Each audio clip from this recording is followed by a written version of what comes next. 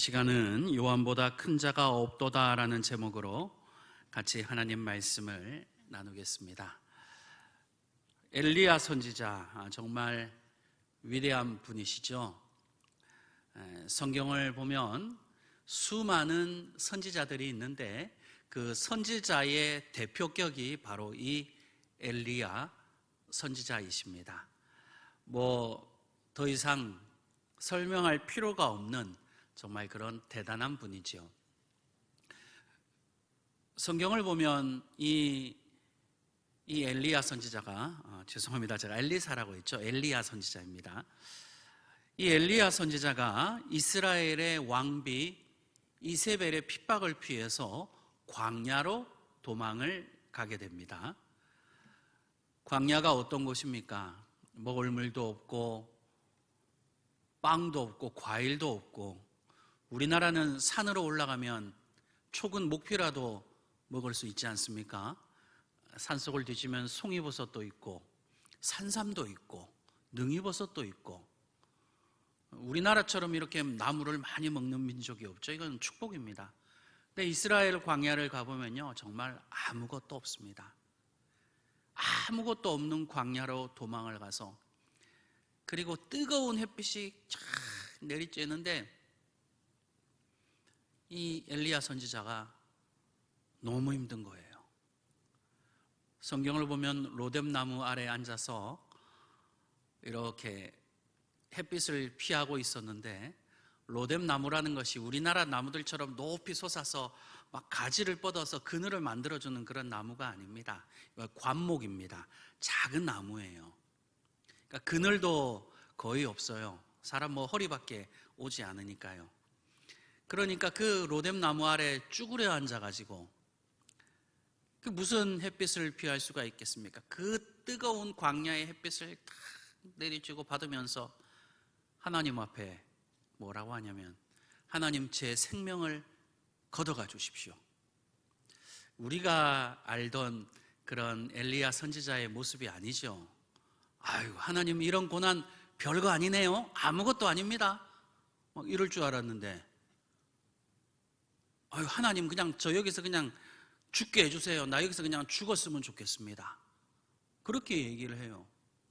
그래서 참 보면서, 아니 엘리야 선지자 온갖 기적을 행하고 하늘에서 불이 내려오게 하는 그런 위대한 선지자인 줄 알았더니 에게 우리하고 별반 다를 게 없네. 그렇죠? 우리하고 별반 다를 게 없어요. 아무리 대단한 선지자라고 해도 사람은 사람입니다. 제 고향이 진해인데 우리 한국의 대표적인 순교자 주기철 목사님, 제가 몇 번 말씀드린 것 같은데 제 고향 진해 출신이십니다. 진해 웅천이라는 아주 외진 동네가 있거든요. 중심도 아닙니다. 아주 외진 시골 지역인데 거기서 태어나신 분이에요. 그래서 진해에 가면 주기철 목사님 그 기념관이 있습니다.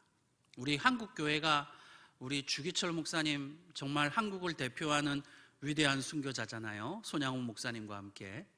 그래서 우리 생각에 진짜 이 주기철 목사님 정도 되면 정말 의연할 것 같아요. 그렇죠? 예전에 그 KBS에서 주기철 목사님의 일대기를 다룬 다큐멘터리를 만들었습니다. 우리 기독교 방송이 아니라 KBS에서 만든 거예요. 거기 제목이 일사각오라는 그런 다큐멘터리였습니다. 제가 그걸 봤는데요, 우리가 생각하는 그런 상상 이상의 고통을 당하셨더라고요. 주기철 목사님이 하루 이틀 두세 달 고문을 당하신 게 아니에요. 몇 년 동안 고문을 당하셨어요. 그래서 감옥에서 너무 건강이 상하면 일본 순사들이 풀어줬다가 또 건강해지면 또 잡아와서 고문을 하고, 왜냐하면 일본 이 제국의 입장에서 저 주기철 목사가 우리 한국 교회를 대표하는 인물이었거든요. 그래서 저 주기철 목사만 신사 참배를 시키면 된다라는 그런 생각을 가지고 있었고, 또 실제 조선의 모든 기독교인들이 다 주기철 목사님만 바라보고 있었습니다. 그런데 그 다큐멘터리에 그 아드님이 나와서, 지금은 돌아가셨어요. 나와서 이렇게 인터뷰를 하는 내용을 제가 봤습니다. 주기철 목사님 그 아버지의 시신이 이렇게 밖으로 나왔는데, 그 아들이 이제 이렇게 얘기를 해요. 자기는 아버지의 손과 발을 보고 너무 놀랬다는 거예요. 왜냐하면 이 일본 순사들이 그 손톱 밑에 이렇게 대나무로 이렇게 가늘게 만들어서 그 손톱 밑을 이렇게 대나무로 이렇게 탁탁탁 이게 망치로 쳐서 이렇게 집어넣는 그런 고문이 있대요. 그 손톱과 발톱을 얼마나 그 밑에다 대나무를 쑤셔야 됐는지 손톱 발톱이 하나도 없고 손과 발이 너무너무 흉해서 자기 그 어릴 때 아버지의 그 시신을 보고 충격을 받았대요.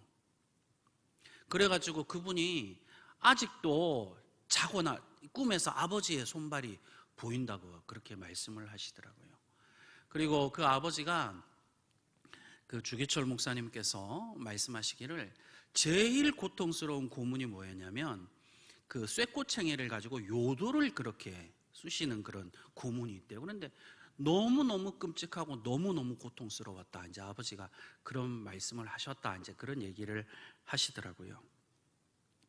그런데 그 아드님의 얘기를 듣는데 그 주기철 목사님이 우리가 생각하는 것만큼 그렇게 의연한 분이 아니셨대요. 그래서 고문을 막 당하다가 이제 잠시 석방이 되어서 그 부모님과 그 할아버지와 그 목사님과 그 가족들이 밥을 먹고 있는데 갑자기 일본 순경이 들어와서 밥상을 발로 탁 차더니 이제 감옥으로 끌고 가려고 하니까 그 아버지가 그 고문의 고통이 너무 심하니까 그 집 기둥을 붙들고 울었대요. 막 우시더라는 거예요. 주기철 목사님이 막 대성통곡을 하면서 그러면서 그러셨는데도 한 번도 예수 그리스도를 위한 그 고난을 거부하신 적은 없었대요. 그래서 그 아버지께서 그 아들에게, 가족들에게 이런 말씀을 하신 적이 있었답니다. 내가 한순간 목이 잘려 죽는 것은 두렵지 않다. 하지만 이렇게 몇 년간 내가 고문을 당하다가 너무 고통스러워서 예수님을 배반할까 두렵다. 그런 말씀을 이렇게 하시는데 정말 존경스럽더라고요. 자신을 대단한 믿음을 가진 그런 소위 말하는 내가 영적인 거성이다, 내가 영계의 거물이다라고 얘기하는 그런 사람들처럼 자신을 대단하게 포장하지 않고 오히려 자신을 낮추고 오직 예수 그리스도의 영광만을 드러내는 그 주기철 목사님의 모습을 보면서 정말 존경스럽다. 정말 겸손하신 분이구나. 저러니까 하나님 앞에 쓰임받았구나. 여러분, 그래서 우리도 지금까지도 주기철 목사님의 신앙을 우리가 본받으려고 하지 않습니까? 제가 그거를 보면서 역시 주기철 목사님도 신은 아니구나. 사람이구나. 아무리 위대한 신앙의 선조라 할지라도 우리와 다 똑같은 사람입니다. 다르지 않습니다. 우리처럼 육신을 가지고 있고, 그리고 우리처럼 시험에 빠지기도 하고, 우리처럼 낙심하고 절망하기도 하는 것. 우리 신앙의 선조들은 다 그렇게 우리와 똑같은 인생을 살았습니다. 이렇게 자신의 부족함을 인정하고 겸손하게 낮아질 때 우리는 비로소 예수 그리스도를 의지하게 되는 것입니다. 여러분, 내가 잘나고 내가 똑똑하고 내가 영계의 거성이다라고 하는 사람은요, 주님을 의지하지 않습니다. 예수님의 십자가를 바라보지 않습니다. 자기 자신을 바라보게 되지요. 오히려 자기 자신을 드높이게 되는 것입니다. 오늘 본문에서 예수님께서는 한 사람에 대해서 이렇게 소개를 하죠. 여자가 낳은 자 중에 세례 요한보다 큰 자가 없다. 여러분, 예수님이 그렇다라고 하면 그런 거 아닙니까? 맞잖아요. 예수님이 거짓말하실 분이 아니잖아요. 여자가 낳은 자 중, 여러분 여기서 남자로부터 나온 사람이 이 세상에 있습니까? 아니죠. 이 세상에 있는 모든 사람은 여자가 낳은 자예요. 여자가 낳은 자인데 예수님께서 뭐라고 하시냐면 그 여자가 낳은 자 중에 세례 요한보다 큰 자가 없다. 그러면 진짜 대단한 인물입니다. 그런데 이 세례 요한이 어떻게 됐습니까? 시험에 들었어요. 오늘 성경을 보니까 감옥에 갇힌 세례 요한, 하나님의 말씀을 전하다가 감옥에 갇혔잖아요. 거기서 시험이 든 거예요. 야, 이러다가 당장 내일 내 목이 잘려서 죽을지도 모르는데 예수님은 한번 찾아와 보시지도 않고 시험에 든 거예요. 그래서 세례 요한이 자신의 제자 2사람을 예수님께 보냅니다. 그래서 이렇게 묻습니다. 예수님, 당신이 정말 그리스도이십니까? 아니면 제가 다른 사람을 기다려야 합니까? 여러분, 이거 굉장히 어떻게 보면 불경스러운 질문입니다. 예수님께 정말 당신이 그리스도가 맞습니까? 이 엄청난 시험에 든 거예요. 예수님의 그리스도 되심, 예수님의 구주 되심을 의심하는 거 아닙니까 지금? 아니, 그 위대한 세례 요한이 여자가 낳은 자 중에 이 사람보다 큰 자가 없다라는 그런 예수님의 칭찬을 받은 세례 요한이 어떻게 이런 시험에 들 수 있을까? 이해가 되지 않는 장면이죠. 아무리 위대한 세례 요한이라 할지라도요, 사람이지요. 신이 아닙니다. 다 우리하고 똑같은, 우리와 성정이 똑같은 사람이라는 겁니다. 예수님께서 그것을 다 알고 계셨습니다. 그래서 그렇게 시험에 빠진 세례 요한, 그 의심에 빠진 세례 요한을 비난하지 않으시고 오히려 세례 요한을 옹호하고 계십니다. 예수님은요, 우리의 부족함을 비난하고 비판하는 분이 아닙니다. 우리를 이해하시고 우리를 불쌍히 여겨주시고 긍휼히 여겨주시는 분이죠. 오늘 본문에서 예수님께서는 그 세례 요한의 제자들에게 이렇게 답을 주십니다. 오늘 본문 누가복음 7장 22절입니다.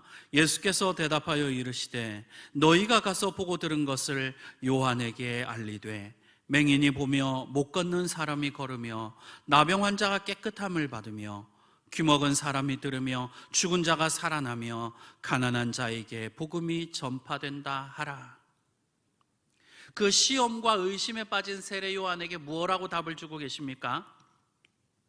너희가 가서 보고 들은 것을 요한에게 알려라.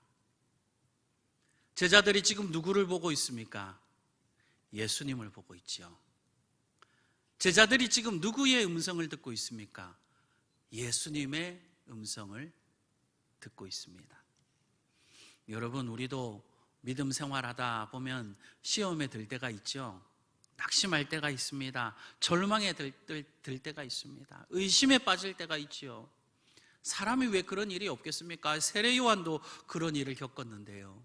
그런데 그럴 때 예수님은 뭐라고 답을 주고 계십니까? 너희가 가서 보고 들은 것을 알려라. 너희가 본 예수, 너희가 들었던 그 예수의 음성을 알리라는 거예요.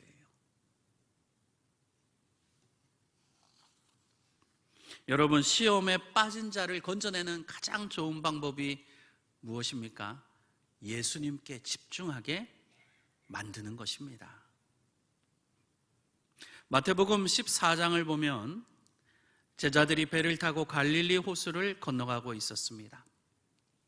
그런데 엄청난 태풍이 불었어요. 제자들이 타고 있는 배가 막 이제 파도에 막 이렇게 잘못하면 뒤집어져서 죽을 것 같아요. 그런데 예수님께서 저 멀리서 걸어오시는 게 보이는데 제자들이 얼마나 이 두려움에 빠졌는지 예수님을 보고 유령이라고 막 소리를 질렀어요. 그러니까 예수님께서 나는 예수다, 두려워하지 말아라. 그때 베드로가 예수님께 이런 엉뚱한 말을 하죠. 예수님이 맞다면 저를 명하여 바다 위를 걸어오라고 해주십시오. 얼마나 당돌합니까? 예수님께서 그래 한번 걸어와봐. 이러니까 베드로가 정말 바다 위를 막 걷는 거예요. 근데 걷다가 갑자기 바닷속으로 쑥 빠져버렸어요. 그 이유를 마태복음 14장 29절과 30절에서는 이렇게 말하고 있습니다. 오라 하시니 베드로가 배에서 내려 물 위를 걸어서 예수께로 가되 바람을 보고 무서워 빠져가는지라. 예수님을 바라보고 걸어갈 때는 물 위를 걸어갈 수 있었습니다. 그런데 예수님을 보던 눈을 갑자기 바다를 보니까 얼마나 무서워요, 여러분. 막 파도가 막 치는데 갑자기 마음에 공포심이 밀려오니까 갑자기 베드로의 발이 쑥 빠져버리는 거예요. 여러분, 왜 시험에 드는 것입니까? 예수님을 바라보지 않기 때문이에요. 사람을 바라보고 세상을 바라보고 내 환경을 바라보니까 자꾸 물속에 빠져들어가는, 계속 빠져들어가요. 끝도 없이 빠져들어가는 거예요. 그럴 때 우리는 어떻게 해야 합니까? 예수님을 바라봐야 돼요.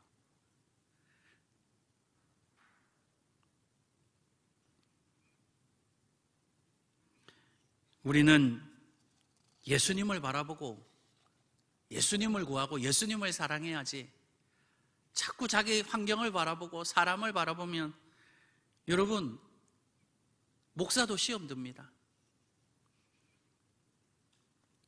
시험에 빠진 사람 예배에 안 나오면 어떡합니까? 얼마 전에 기독교 방송을 봤는데 이제 교회의 여러 가지 이제 우리 현대 기독교의 문제를 지적하면서 이제 어떤 사람 인터뷰를 하는 거예요. 그래서 왜 교회를 안 나가냐 했더니 교회 누구누구 집사 때문에 누구누구 권사 때문에 저는 안 나갑니다. 교회가 그래도 됩니까? 뭐 맨날 그 레파토리 똑같이요. 뭐 사람 사는 세상 다 뭐 똑같이 뭐 다르겠습니까? 시험에 들었으면 교회를 더 열심히 나오고 예배를 더 열심히 나와야죠. 안 그렇습니까? 그래서 은혜를 받고 그 시험을 이겨나갈 생각을 해야지, 내가 시험 들었다고 교회 안 나오고 예배 안 나오면 그거 누가 좋아하겠습니까? 좋아할 사람은 마귀밖에 없지요. 마귀의 목적이 무엇입니까? 예수 그리스도의 몸된 교회에서 떨어뜨려서 자기 지옥 갈 때, 마귀 지옥 갈 때 그리스도인들도 같이 데리고 지옥 가는 게 마귀의 목적이거든요. 내가 교회 안 나가고 예배 안 나가면 좋아할 존재는 마귀밖에 없습니다. 근데 왜 마귀가 좋아할 일을 합니까? 예수님이 좋아할 일을 해야지요. 예수님께서 기뻐하시는 일을 해야지요. 예수님께서 기뻐하시는 일이 무엇입니까? 예수님을 바라보고 예수님 더 열심히 더 뜨겁게 사랑하고 예수님 더 잘 믿는 거, 그거 예수님께서 기뻐하시는 거지요. 내 상황을 바라보니까 내가 진짜 답답하고 막 가슴이 탁 막히는 것 같은데 그거 예수님 안 바라봐서 그렇다니까요. 세상에 시험 안 든 사람, 세상에 어려움 없는 사람 아무도 없어요, 여러분.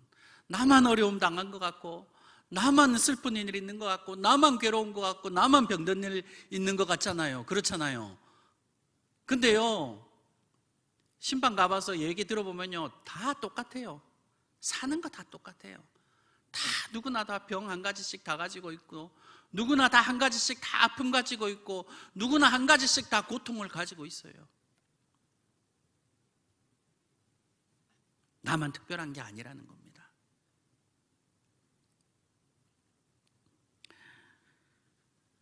오늘 본문 누가복음 7장 24절을 보니까 요한이 보낸 자가 떠난 후에 예수께서 무리에게 요한에 대하여 말씀하시되 너희가 무엇을 보려고 광야에 나갔더냐?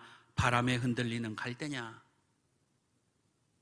요한이 의심병에 빠져가지고 예수님 당신이 그리스도가 맞습니까? 라고 하니까 주변에 있는 사람들이 좀 손가락질을 했던 것 같아요. 저 세례 요한 저거 믿음 없고 막 욕을 하니까 예수님께서 세례 요한 편을 들어주시는데 뭐라고 하시냐면 세례 요한은 바람에 흔들리는 갈대가 아니야. 세례 요한이 그냥 잠시 그러는 것뿐이야. 그 말씀은 무슨 말씀입니까? 세례 요한은 심지가 곧은 사람이라는 거예요. 저 사람은 그렇게 우리가 겉으로 보는 것처럼 그렇게 쉽게 흔들릴 만한 사람이 아니라는 겁니다. 예수 믿는 사람은요, 자꾸 이 말 저 말 들으면 안 돼요. 부정적인 말을 자꾸 들으면 부정적인 사람이 돼요. 여러분, 세상 사람 말 자꾸 들으면요, 세상 사람처럼 세상의 사람이 되는 거예요. 불평하는 소리 자꾸 들으면 불평의 사람이 됩니다. 하지만 감사의 말을 들으면 감사의 사람이 돼요. 기쁨의 얘기를 들으면 기쁨의 사람이 되고, 찬양의 소리를 자꾸 들으면 찬양의 사람이 되고, 예수님의 음성을 들으면 예수님의 사람이 되는 줄 믿습니다. 그래서 사람이 말을 잘 들어야 됩니다. 오늘 예수님께서 세례 요한에 대해서 25절에서 또 이렇게 칭찬하십니다. 그러면 너희가 무엇을 보려고 나갔더냐? 부드러운 옷 입은 사람이냐? 보라, 화려한 옷을 입고 사치하게 지내는 자는 왕궁에 있느니라. 예수님께서 세례 요한에 대해서 뭐라고 말씀하시냐면, 저 사람 저 검소한 거 봐라. 저 사람 옷 입은 걸 봐.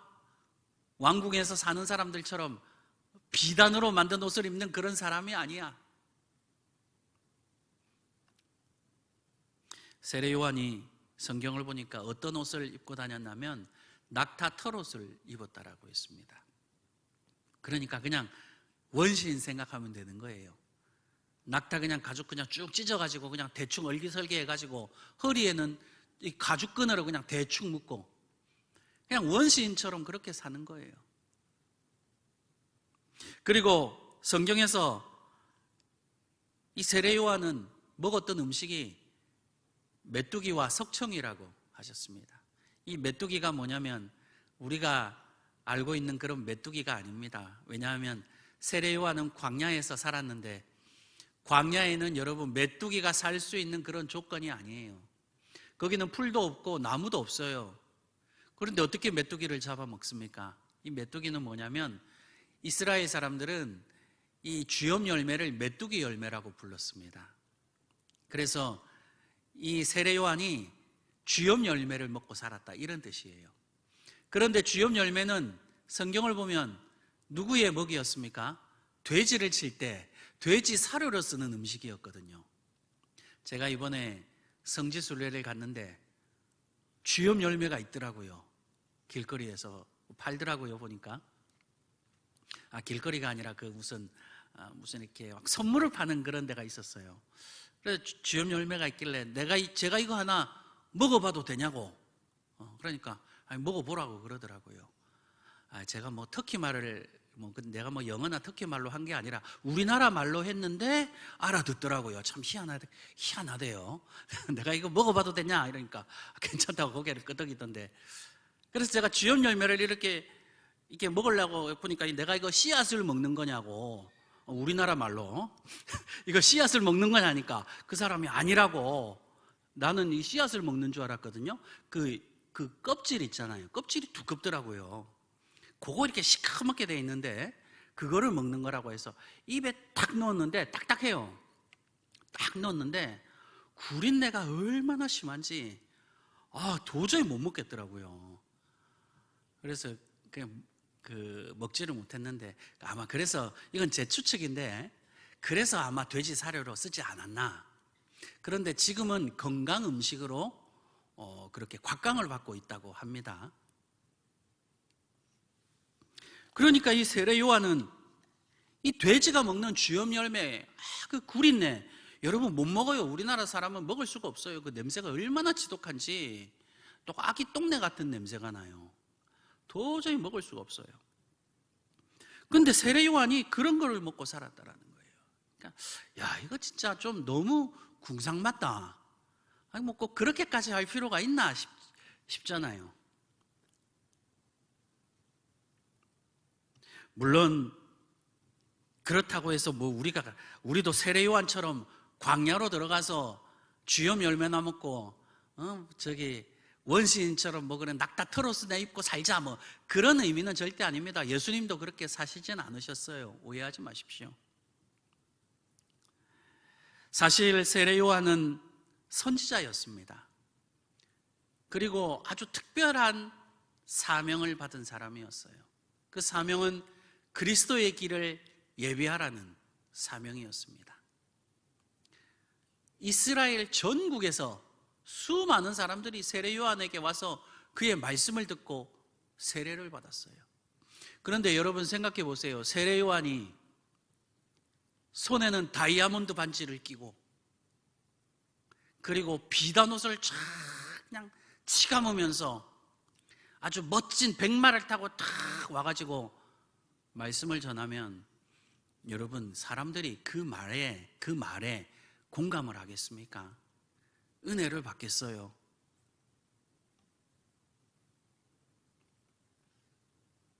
어떤 그리스도인은 여러분 저는 여러분들이 다 부자가 되셨으면 좋겠습니다. 오해하지 마십시오.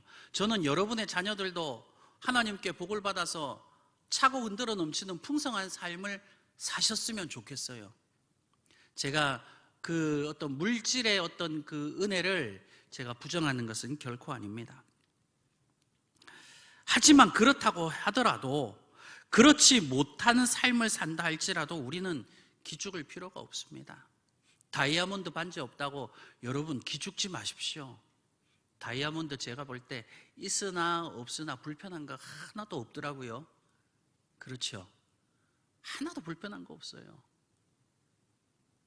예수님께서 하시는 말씀은 지나치게 사치하지 말라는 뜻입니다. 검소하되 깔끔하고 정갈하게 살라는 말씀입니다. 어떤 그리스도인은 그렇게 가난한데도 품위가 있어요. 어떤 분은요 5만 원짜리 정장을 입고 다니시는데도 다 겉으로 보면요 국회의원 같아요. 대학 교수 같은 분도 계세요. 아주 품격이 있어요. 예수 믿는 사람은 예수님께서 은혜를 주시기 때문이에요. 여러분 그런 말이 있잖아요. 어떤 사람은 100만 원짜리를 입어도 만 원처럼 보이는 사람이 있고 만 원짜리 옷을 입어도 100만 원짜리 옷처럼 보이는 사람이 있거든요. 차인표 씨를 아마 여러분 다 아실 겁니다. 유명한 영화 배우죠. 탤런트죠. 그분이 별은 내 가슴에라는 드라마에서 히트를 쳐가지고 그 아내분, 그 예쁜 아내 만나서 결혼을 했잖아요. 근데 그분이 그 드라마에 나올 때, 야, 정장을 입었는데 얼마나 멋있는지. 그래서 그 TV에 나와서 인터뷰를 하는데, 아, 이거 비싼 옷 아니냐고 이러니까, 그때 차인표 씨 저는 그 대답이 아직도 기억에 생생해요. 이거 남대문 시장에 가서 3만 원짜리. 그 난전에 파는 거 이렇게 골라가지고 사 입은 거래요. 그래서 나는 저 사람 예수 믿는 사람인 것 같은데 그런 느낌이 딱 오는데 아니나 다를까. 야, 예수 잘 믿는 사람이잖아요. 여러분 예수 믿는 사람은요 남대문 시장에 가서 3만 원짜리 옷을 입어도 품위가 있다라니까요. 품격이 있어요. 그게 예수 믿는 사람입니다. 세례 요한이 비단 옷을 입어서 그 온 이스라엘 사람들이 그 사람에게 몰려갔습니까? 아니죠. 낙타 토로스만을 입어도요 막 사람들이 끝도 없이 밀려드는 거예요. 사람이 입는 게 중요한 게 아니에요.